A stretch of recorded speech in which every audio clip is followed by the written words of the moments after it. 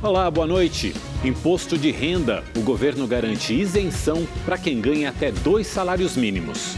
Site de notícias afirma que em delação premiada, suspeito de matar a vereadora Marielle Franco acusa conselheiro do Tribunal de Contas do Rio de ser o mandante. E você vai ver também.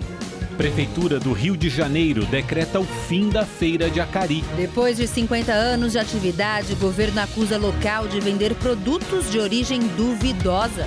Os climas e paisagens de São Paulo. Nossa equipe percorreu a Terra da Garoa de norte a sul e mostra as mudanças na cidade, que completa 470 anos esta semana. Agora, no Rede TV News.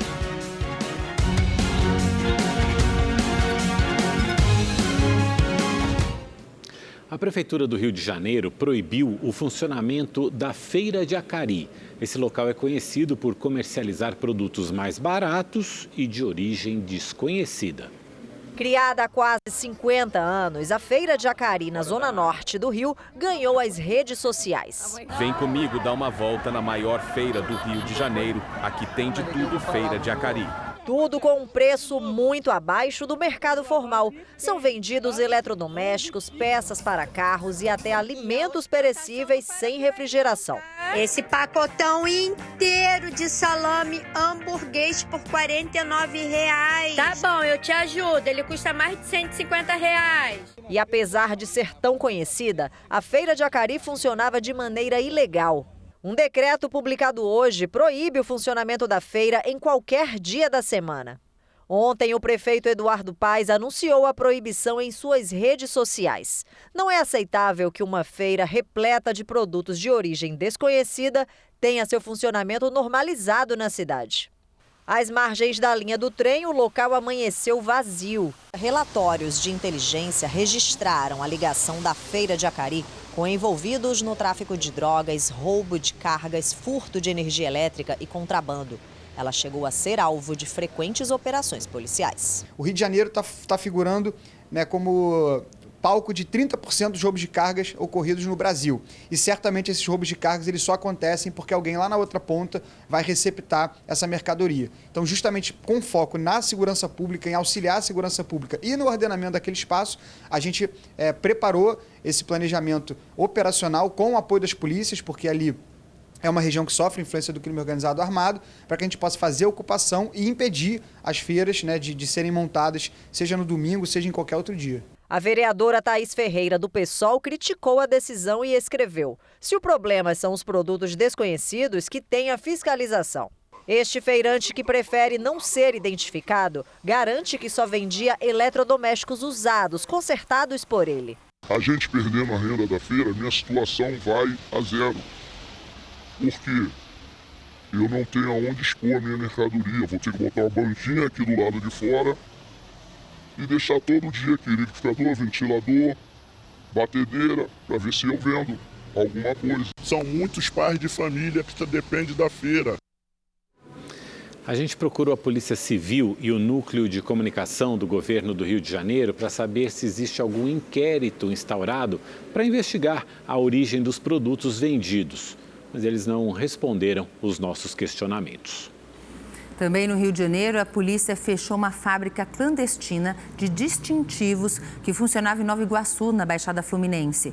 Os agentes apreenderam formas que os criminosos usavam para produzir os distintivos falsos das polícias, das Forças Armadas e até de juízes.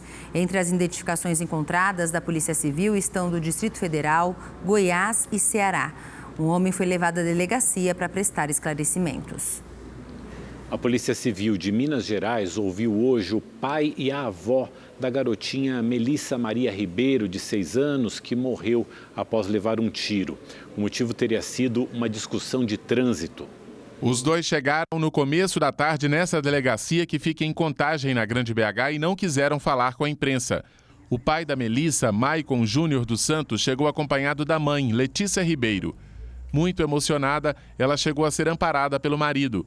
A avó, Graciola Ribeiro de Figueiredo, usava uma camiseta com o rosto da netinha estampado. O crime foi no último domingo. Melissa foi baleada dentro do carro quando voltava para casa com o pai, a avó e um irmãozinho de 3 anos. Um carro parou ao lado deles e atirou. A menina morreu a caminho do hospital.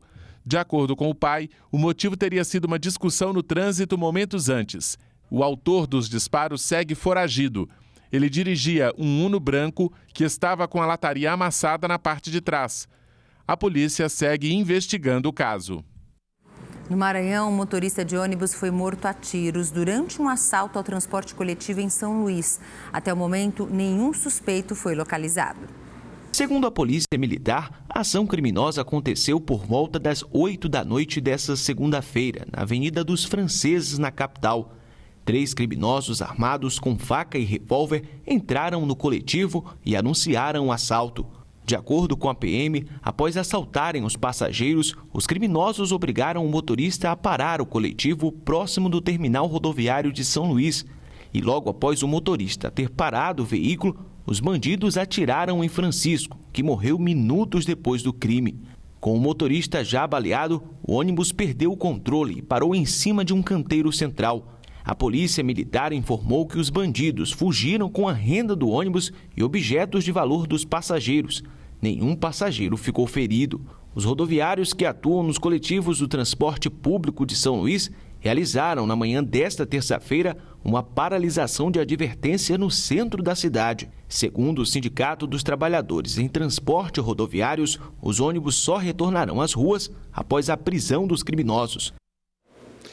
4 pessoas ficaram feridas em Carmo do Paranaíba, no interior de Minas Gerais, depois que um trenzinho motorizado tombou numa avenida no centro da cidade. Repara só, na imagem é possível ver o trem, o veículo ele tem 4 vagões, um veículo turístico, faz uma conversão proibida e nesse momento o último vagão tomba, produzindo aí um efeito dominó. Uma pessoa teve um corte profundo na cabeça, outros ocupantes sofreram lesões leves no braço e nas pernas. O motorista de 74 anos foi preso. Ele não tinha habilitação para dirigir esse tipo de veículo. Segundo a polícia, o trenzinho estava sem placa de identificação e foi apreendido. Passageiros de um avião que saiu de Fernando de Noronha com destino a Natal foram surpreendidos por uma nuvem de abelhas quando chegaram no aeroporto da capital potiguar. As imagens mostram que o enxame rodeou todo o avião. O Corpo de Bombeiros foi acionado e os passageiros tiveram que aguardar mais de 1 hora para poderem desembarcar. A companhia Voipés Linhas Aéreas informou que seguiu os protocolos do Corpo de Bombeiros e que os passageiros desembarcaram em segurança. Parte do teto de um supermercado desabou em Vila Velha, no Espírito Santo. Nas imagens é possível ver o momento em que a estrutura começa a ceder. A poeira chamou a atenção de quem estava no local. O Corpo de Bombeiros atendeu a ocorrência e isolou ali o supermercado. A assessoria da rede Supermercados BH confirmou que houve uma ruptura parcial da estrutura do telhado da loja e enfatizou que não houve vítimas. Ainda não se sabe o que causou o acidente. Foram encontrados os corpos de mais 2 vítimas de um naufrágio na região metropolitana de Salvador. Um homem e uma criança estavam desaparecidos desde o acidente no último domingo. A embarcação fazia o transporte irregular de passageiros. Os corpos de Alice Maria, de 6 anos, e Wanderson Queiroz, de 42, foram encontrados por pescadores próximo à ilha de Maria Guarda, onde acontecia a festa em que os passageiros estavam na noite da tragédia. A embarcação naufragou no último domingo, na cidade de Madre de Deus, na região metropolitana de Salvador. Segundo a Marinha do Brasil, uma briga durante o trajeto teria provocado o acidente. Até o momento, 14 vítimas foram identificadas, 6 estão hospitalizadas e 8 morreram. A polícia identificou o dono da embarcação, que perdeu filha e neto no naufrágio. Ele continua foragido. O inquérito foi instaurado para apurar as causas do acidente. O ex-policial militar Rony Lessa, acusado de ser autor dos disparos que mataram a vereadora Marielle Franco e o motorista dela, Anderson Gomes, delatou o ex-deputado estadual Domingos Brazão, conselheiro do Tribunal de Contas do Rio de Janeiro, como um dos mandantes do assassinato. Essa informação é do site Intercept Brasil. Por isso a gente vai ao Rio de Janeiro agora falar com o repórter Tony Vendramini, que tem mais detalhes, né, Tony? Boa noite para você.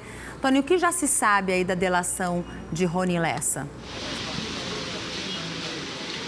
Boa noite, Gabi. Boa noite, Mauro. Boa noite a todos que nos acompanham. Pois é, segundo o site da Intercept Brasil, o Rony Lessa apontou o Domingos Brazão, que é conselheiro vitalício do Tribunal de Contas do Estado, como o mandante da morte da Marielle. Essa delação ainda precisa ser homologada pelo STJ porque o Brazão tem foro privilegiado. Segundo o jornal O Globo, a colaboração está na mesa do ministro Raul Araújo. O Brazão já havia sido citado na delação de um outro envolvido do crime, o Elcio Queiroz. O Elcio e o Rony são ex-policiais militares e agiram juntos nas ruas do centro do Rio na noite de 14 de março de 2018. O Elcio era quem dirigia o carro usado na ação e o Rony Lessa foi quem efetuou os disparos, quem disparou os tiros que mataram, além da Marielle, o motorista Anderson Gomes. Tony, para a gente deixar bem claro para quem está assistindo aqui o Rede TV News, quem é Domingos Brazão? Domingos Brazão foi deputado estadual aqui no Rio de Janeiro por 5 mandatos consecutivos. Ele pertence a uma família de políticos, um grupo muito influente que é investigado por ligação com milicianos na Zona Oeste. O Brazão chegou a ser citado no relatório final da CPI das milícias, presidida pelo então deputado estadual Marcelo Freixo, por ter trânsito livre na favela de Rio das Pedras. Ele também ficou 4 anos afastado do TCE por ter sido preso em 2017 na Operação Quinto do Ouro, um desdobramento da Lava Jato, por ter recebido propina de empresários. E, Tony, a reportagem do Intercept Brasil aponta aí qual que seria, né, o motivo para Domingos Brazão mandar matar Marielle Franco? Sim, Gabi, a principal linha de investigação é mesmo de vingança contra Marcelo Freixo, não só por conta da CPI das milícias, mas também porque o Freixo teve um papel fundamental na Operação Cadeia Velha, em 2017, que prendeu lideranças do MDB aqui no estado do Rio de Janeiro. Na Alerj, o Freixo defendeu a manutenção das prisões, mas acabou vencido. E a Marielle acabou virando um alvo porque trabalhou por 10 anos ao lado do Marcelo Freixo até ser eleita vereadora em 2016. Quer dizer, você percebe que esse caso vai envolvendo milícia, política, essa é a linha de condução da investigação, é para isso que está apontando. E, Tony, o que diz a defesa de Domingos Brazão? Então, Mauro, agora no final da tarde, o advogado do Brazão divulgou uma nota dizendo o seguinte: o Márcio Palma diz que não foi comunicado dessa informação, que está acompanhando todo o caso pela imprensa. Também disse que pediu acesso aos autos e foi negado com a justificativa de que Brazão não era investigado. Mas em 2019, ele chegou a ser acusado, Brazão chegou a ser acusado formalmente pela Procuradoria-Geral da República de obstruir as investigações. E, Tony, a família de Marielle, ela chegou a se manifestar em relação a essas novas informações sobre o caso, né? O que eles dizem? Sim, a família da Marielle também emitiu uma nota agora no início da noite dizendo o seguinte: a família pede que a imprensa vá com cuidado, que precisa ainda ter a validação da delação para não atrapalhar as investigações. A viúva da Marielle Franco, a Mônica Benício, divulgou uma nota e diz que vê com preocupação o vazamento de informações que possam comprometer a condução das investigações. E disse também que aguarda com esperança que a delação do Rony Lessa apresente, de fato, novos elementos que apresentem um avanço significativo na busca por justiça. E que vai continuar lutando por justiça para que tenhamos respostas efetivas sobre quem mandou matar Marielle e por quê. E para que o Estado garanta medidas de reparação para os familiares e medidas para que não se repita. Gabi, Mauro. Obrigado, Tony. Importante que esse caso seja muito bem investigado. A gente aguarda agora a homologação dessa delação que está com a justiça. Existe aí alguém que tem foro privilegiado, por isso está no Tribunal de Justiça a homologação dessa delação. E é bom que tudo se esclareça para que não se cometa também nenhuma injustiça. A gente fica quase 6 anos, né, Mauro? Precisa muito tempo de uma conclusão, né? É preciso de uma resposta. É preciso de uma resposta. E a gente continua falando sobre esse assunto porque em Brasília o ministro da Justiça, Flávio Dino, confirmou que a Polícia Federal vai cumprir novas diligências para esclarecer o assassinato de Marielle Franco e do motorista dela. O repórter Igor Damasceno está lá na capital e tem as informações. Igor, boa noite.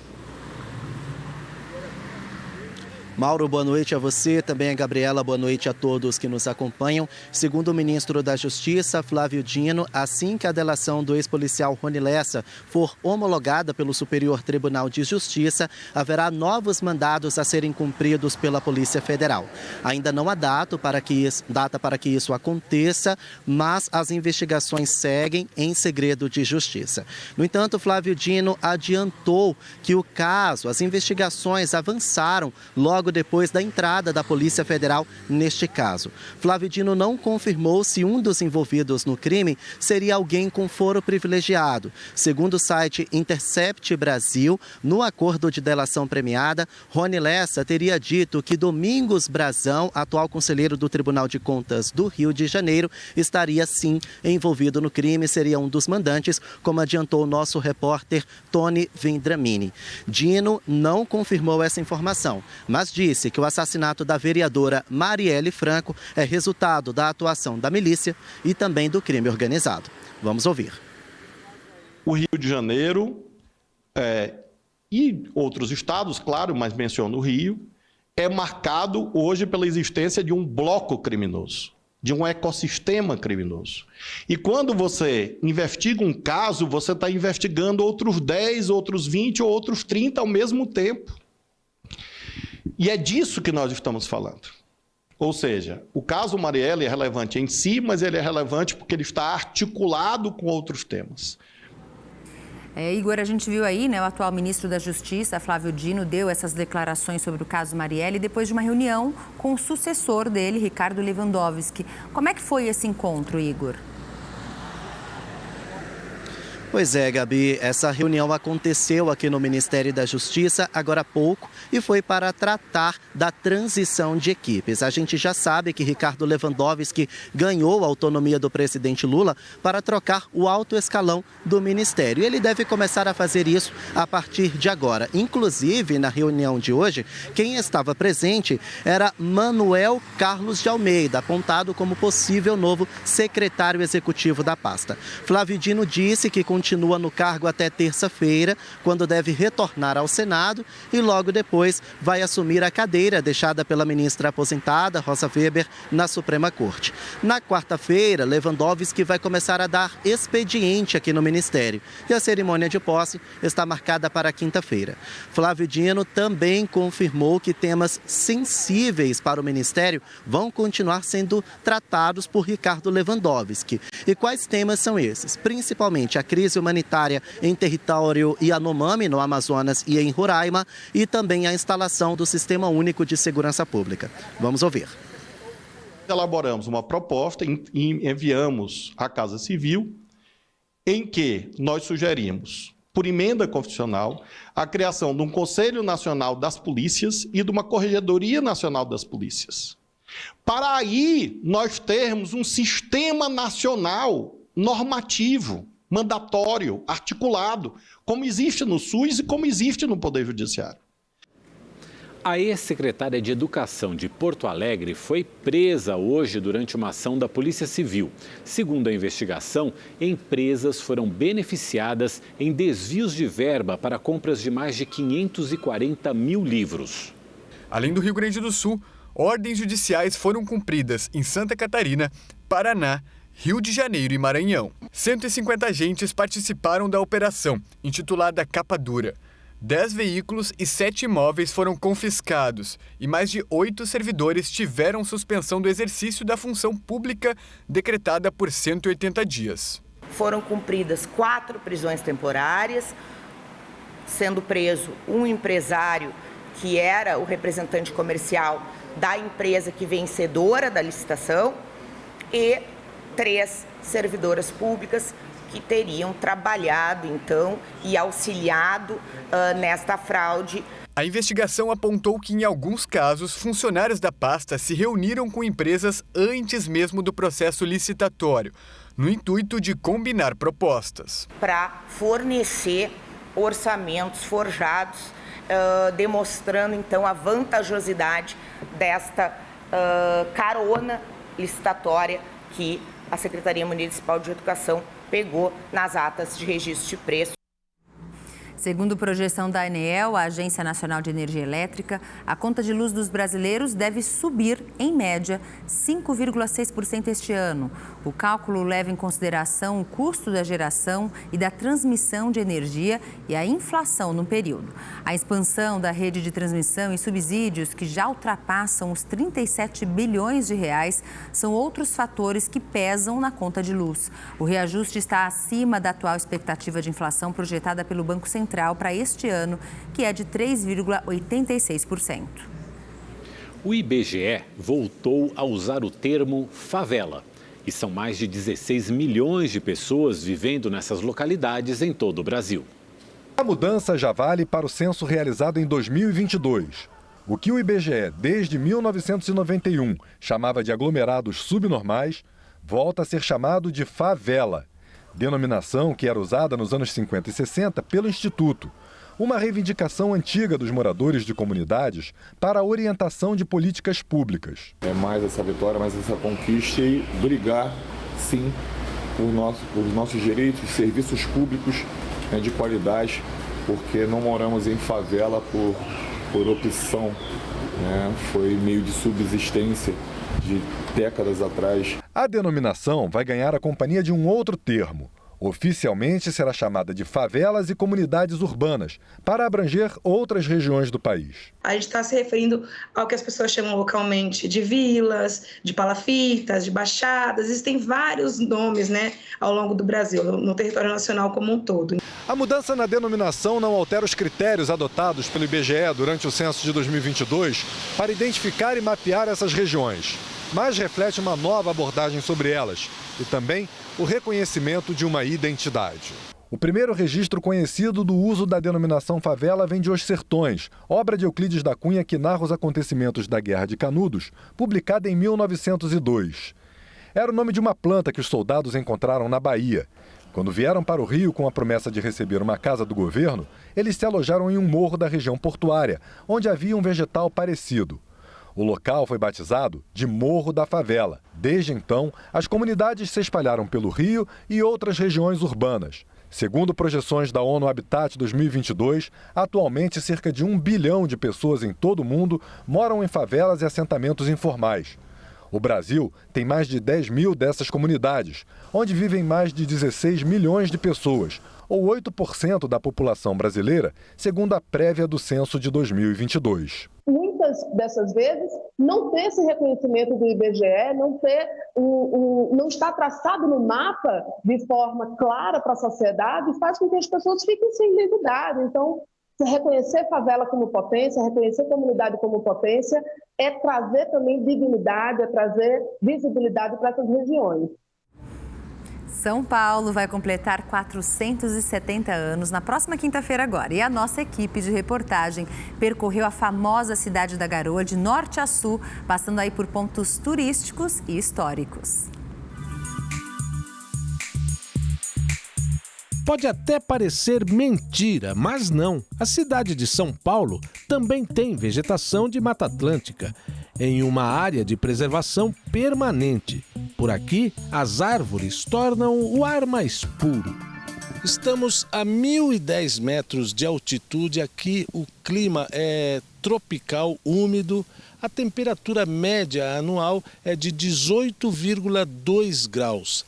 Serra da Cantareira. Aqui iniciamos a jornada para mostrar a você São Paulo. São quase 10 quilômetros percorrendo a enorme floresta urbana no extremo norte da cidade. A temperatura aqui é uma, lá embaixo já é outra.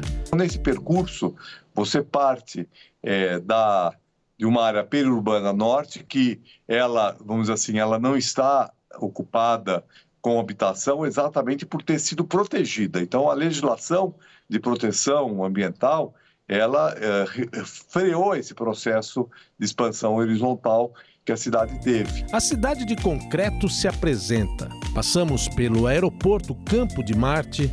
Na Pinacoteca, encontramos esse casal de arquitetos, Luan e Hugo. Eles são do Rio de Janeiro e estão em São Paulo pela primeira vez. A gente está gostando bastante de conhecer essa parte cultural mesmo, né? De ter muitas possibilidades, muitos museus, exposições e tal. Então está sendo bem interessante. Ao lado, a Estação da Luz.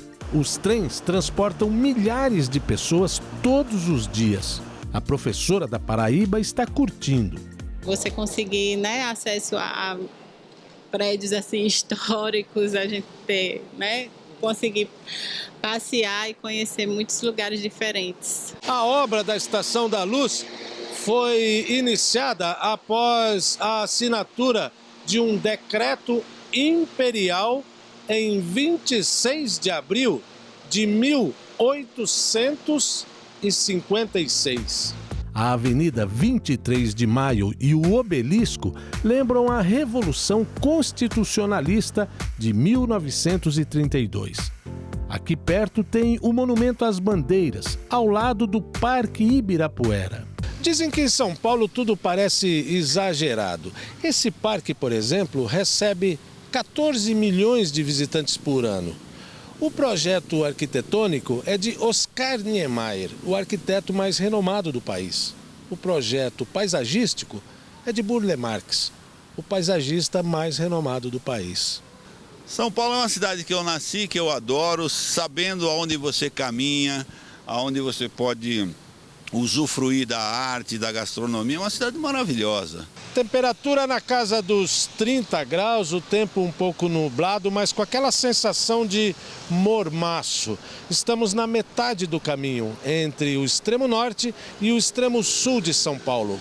Aqui fica o aeroporto de Congonhas, um dos mais movimentados do país. Sou de Belo Horizonte. Vem muito a São Paulo? Bastante. O que você acha de São Paulo? Adoro, né? Mas para negócio é o lugar do Brasil. Chegamos na Zona Sul, passamos pelo Autódromo de Interlagos. As casas vão ficando mais distantes, o concreto vai perdendo espaço para a vegetação. A balsa é o meio de transporte de moradores e visitantes da Ilha do Bororé, na represa Billings. E ali, então, você já vai ter novamente uma área de proteção ambiental, né? Então, é uma área já com mais vegetação, né? Onde tem algum uso agrícola, né? E claro que sofre hoje uma forte pressão imobiliária. Foram mais de 60 quilômetros da Serra da Cantareira até aqui, a Ilha do Bororé, que fica dentro da capital paulista. Embora não pareça estar numa cidade grande, mas olha ali, ó, tem mata, tem uma represa, é como se fosse uma zona rural. Aqui tem sítios, tem chácaras, criação de animais domésticos, enfim. Aqui nós encerramos a nossa jornada de norte a sul da capital paulista.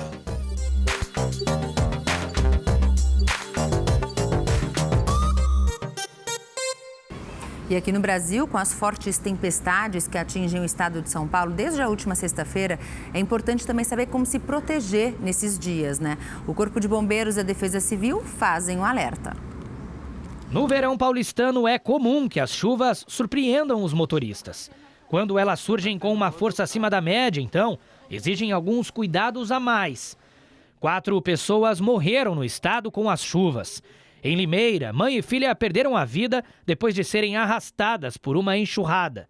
Em Sorocaba, uma mulher de 74 anos morreu após ficar presa em seu carro, que também foi arrastado pela força da água. Por vezes nos perguntam até quando eu posso entrar no alagamento, e a resposta é nunca. Você nunca vai entrar num alagamento, por menor que seja a camada de água. Uma fina camada de água esconde armadilhas, como uma tampa de bueiro que saiu do lugar, como um buraco que se abriu no asfalto e você não vai poder visualizá-lo. E o perigo não está presente apenas nas enxurradas e nos alagamentos, mas também com a exposição aos fios de alta tensão.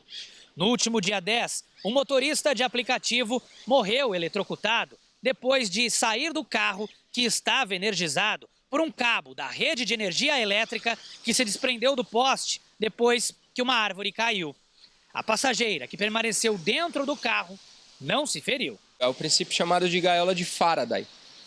No momento em que eu encosto partes do meu corpo no chão e outra parte no veículo, aí eu faço essa ligação e eu me torno um condutor de eletricidade, descarregando toda aquela energia que estava no veículo para o solo. Em Praia Grande, uma mulher morreu após ser atingida por um raio.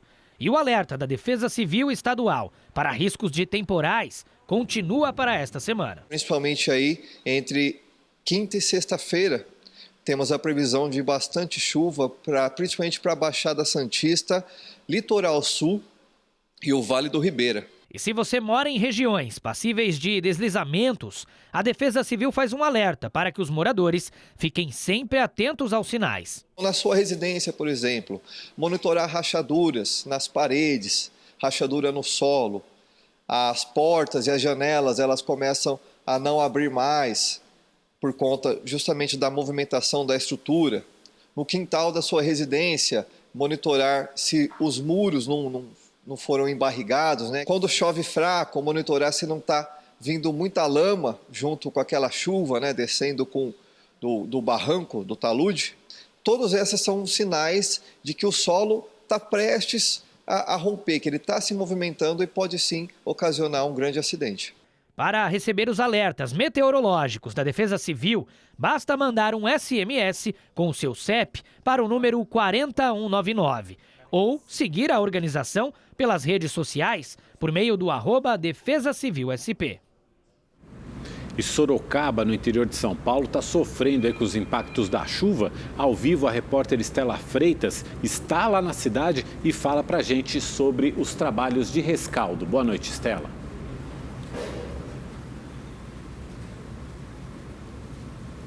Oi, Mauro, uma boa noite a você, boa noite a todos. Olha, em 3 dias choveu o equivalente a 80% do esperado para todo o mês de janeiro. Só no último fim de semana foram 274 milímetros de chuva, um recorde aí, o maior registro desde 1981.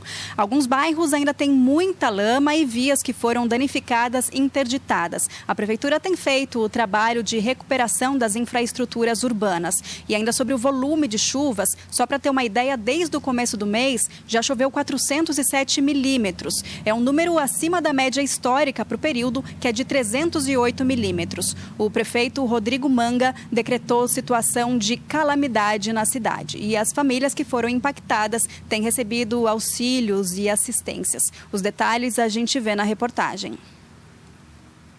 O temporal da última sexta-feira ainda impacta a cidade. Vários bairros de Sorocaba ficaram alagados. O prefeito Rodrigo Manga decretou estado de calamidade. De acordo com lei aprovada na Câmara, a medida permite a execução de ações emergenciais, como a reabilitação de vias e o pagamento de um auxílio aos moradores que perderam pertences. Nós vamos repor dos gastos que as pessoas tiveram na sua casa, até 10 salários mínimos, só perdeu R$2.000 será reposto, uma maneira de minimizar esses impactos. É lógico que o impacto emocional é difícil. Foi máquina de lavar, foi armário que agora acabou, vocês estão vendo que está chegando doação, foi um armário que chegou agora, foi sofá eu perdi tudo, guarda-roupa, tudo. As famílias afetadas estão recebendo doação de mantimentos. Os trabalhos de limpeza de via e residências, bombeamento de água e desobstrução de vias estão concentrados nas regiões do Parque das Águas e do bairro Parque Vitória Régia, os mais afetados. No sábado, quase toda a região aqui do Parque das Águas ficou submersa. Só para ter uma ideia, dá para a gente ver a altura que a água atingiu aqui nesse imóvel. Passa dos 2 metros. Além disso, a lama tomou conta aqui da área interna dessa lanchonete. Móveis, eletrodomésticos e mercadorias foram perdidos. O que sobrou aqui é o que resta de esperança na tentativa de recuperar parte do prejuízo. Foi de repente, passou, o pessoal começou a gritar na rua aqui, veio bater no portão. Meu pai levantou, a hora que levantou a água estava na frente do portão aqui já. Aí a hora que eu saí, a água já estava invadindo o padrão da casa. Então, na verdade, não deu tempo de tirar nada. A geladeira, os freezer a gente está lavando para ver se vai voltar a funcionar alguma coisa. Mas já lavamos uma, não deu resultado. O Hospital de Pesquisa e Assistência ao Câncer Infantil teve o primeiro andar alagado. Consultórios médicos, farmácia, refeitório e o setor de quimioterapia foram danificados. Equipamentos e remédios perdidos. Pacientes foram remanejados para andares superiores. O governador esteve conosco ontem no Hospital de Apace e ele anunciou um investimento de 7 milhões de reais para poder ajudar na recuperação. Nós temos também as emendas impositivas dos vereadores que seriam pagas até o final desse ano, que dá em média de 2 milhões e 800 por parte da Prefeitura. Nós vamos antecipar já para a primeira semana de fevereiro. Depois do temporal, 750 famílias foram cadastradas pela Secretaria de Cidadania, que vai analisar os casos individualmente para viabilizar as indenizações. Até o momento, 210 pessoas que tiveram que deixar suas casas foram realocadas em hotéis da cidade. Nós vamos instalar na cidade um sistema de alerta, semelhante foi instalado em São Sebastião, para quando vier a previsão de alguma chuva muito forte, uma tempestade muito grande, em pontos críticos que podem ocorrer de vir inundar, de as pessoas ficarem desabrigadas, as sirenes vão sinalizar para que as pessoas tenham um lugar para que elas possam se abrigar. Situação caótica, né? Bastante complicado. Bom, vamos agora então com as informações sobre a previsão do tempo com a Valéria Luizetti. Boa noite, Valéria. Bastante chuva em São Paulo, não parou de chover desde ontem, né? Além aí da queda de temperatura. Como é que vai ficar amanhã? Continua assim?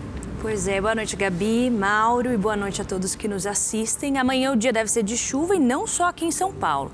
Como nós podemos ver no nosso mapa, a chuva deve marcar presença em praticamente todo o país, principalmente nas áreas em verde escuro, pegando parte da região norte, centro-oeste, principalmente o nordeste, como vocês podem ver, e também uma parte ali do sudeste. Inclusive, o Instituto Nacional de Meteorologia, o INMET, sinalizou o alerta vermelho, ou seja, a possibilidade de um grande volume de chuvas entre hoje e amanhã, principalmente no litoral sul da Bahia e entre o litoral sul do Rio de Janeiro e norte de São Paulo. Falando agora das temperaturas para amanhã, apesar dessa frente fria que tem derrubado as temperaturas, principalmente aqui em São Paulo, Rio de Janeiro, em alguns pontos também do sul, na maior parte do país elas se mantêm elevadas. Então, no norte, no centro-oeste e também no nordeste, mínimas em torno dos 24 graus e máximas que vão entre os 28 e 35 graus.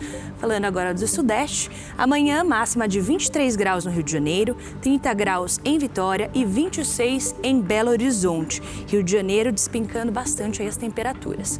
Falando agora de São Paulo, amanhã máxima de 22 graus, 20 na quinta-feira e 22 na sexta-feira. Então, para quem for aqui de São Paulo, já fica aí o recado, separa o guarda-chuva, separa o casaco, que provavelmente eles serão bem utilizados ao longo de toda a semana. Gabi e Mauro. Mínima de 16 é complicado, hein, no verão? Obrigado, Valéria. Obrigada. Representantes de 14 ministérios se reuniram para tratar de medidas de proteção à terra indígena Yanomami. A repórter Maria Ferreira tem os detalhes ao vivo, direto de Brasília, e fala pra gente. Boa noite, Maria.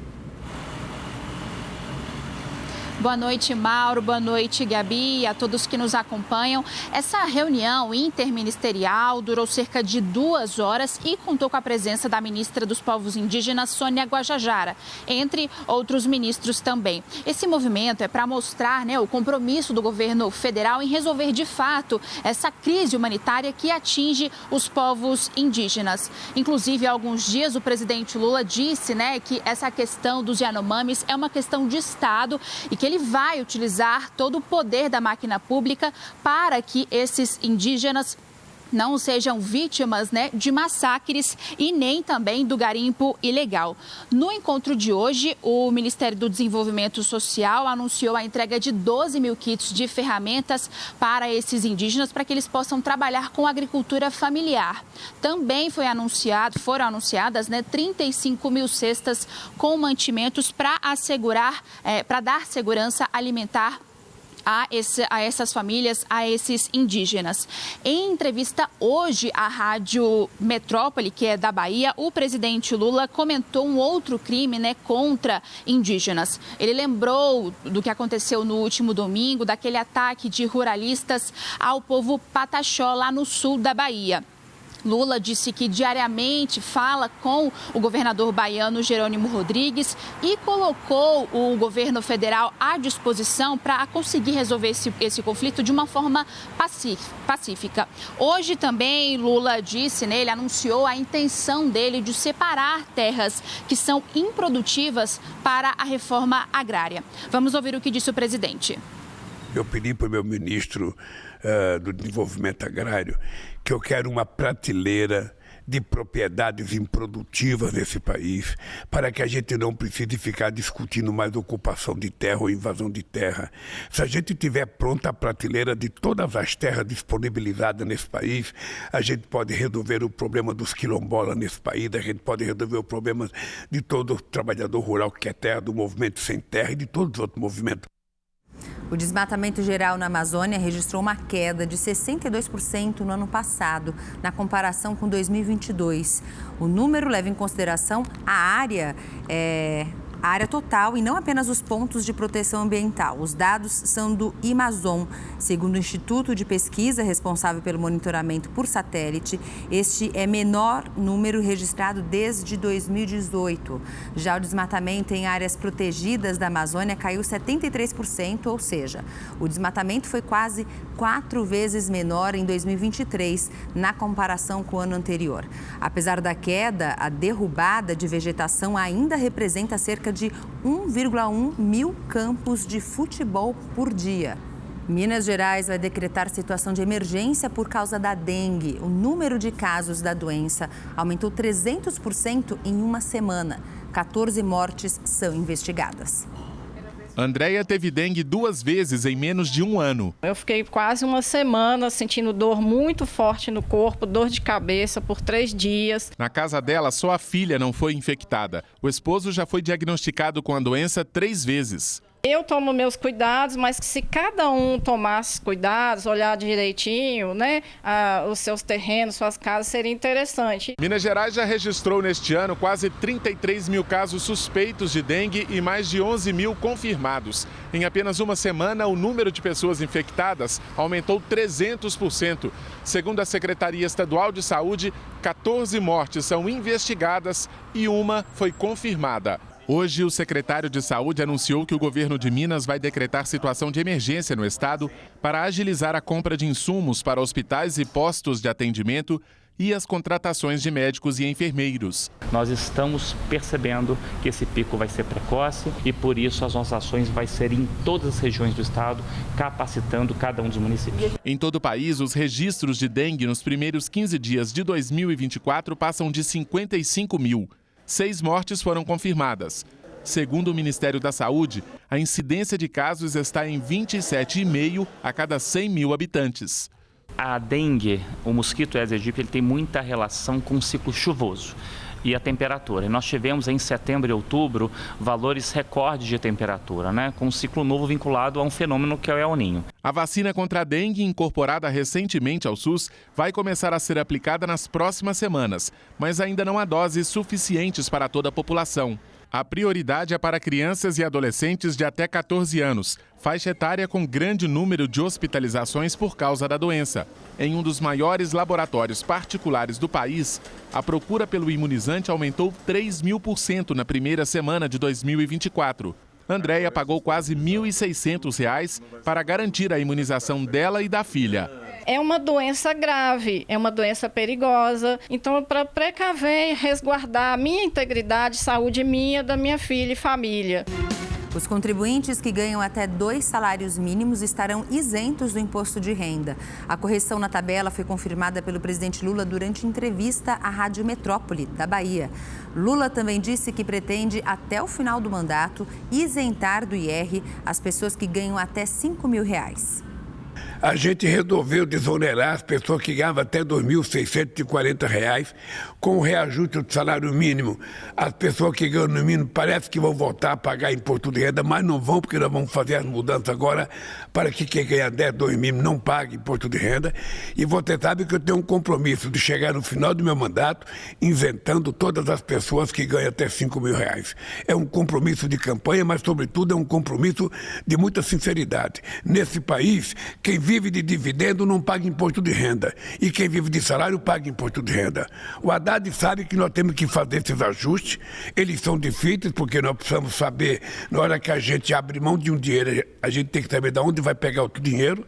E nós vamos fazer tudo que nós prometemos porque é bom para o Brasil, é bom para o povo brasileiro e é muito bom para o meu querido Nordeste. E uma pesquisa feita pelo Instituto MDA, encomendada pela CNT, a Confederação Nacional dos Transportes, mostra que mais de 42% da população aprovam o governo Lula. Segundo o levantamento, 42,7% dos entrevistados aprovam esse terceiro mandato de Lula e avaliaram o atual governo como ótimo ou bom. 28,1% acham o governo regular. Os que desaprovam somam 27,9%. 1,3% não respondeu ou não sabia responder. Já o desempenho pessoal do presidente Lula foi aprovado por 55% e desaprovado por 39,6%. 5% não responderam ou não sabiam responder. A pesquisa ouviu 2.002 pessoas com 16 anos ou mais entre os dias 18 e 21 de janeiro. A margem de erro é de 2,2 pontos percentuais para mais ou para menos. O piso de madeira onde o governador de São Paulo, Tarcísio de Freitas, discursava, caiu. O acidente aconteceu quando o político dava uma entrevista coletiva durante um evento em Cândido Mota, no interior do estado. Apesar do susto, nem o governador, nem as outras pessoas que estavam ali em cima da estrutura se feriram. O Rede TV News de hoje fica por aqui. Obrigado pela companhia. A gente te espera amanhã. Uma ótima noite para você. Até mais. Tchau, tchau.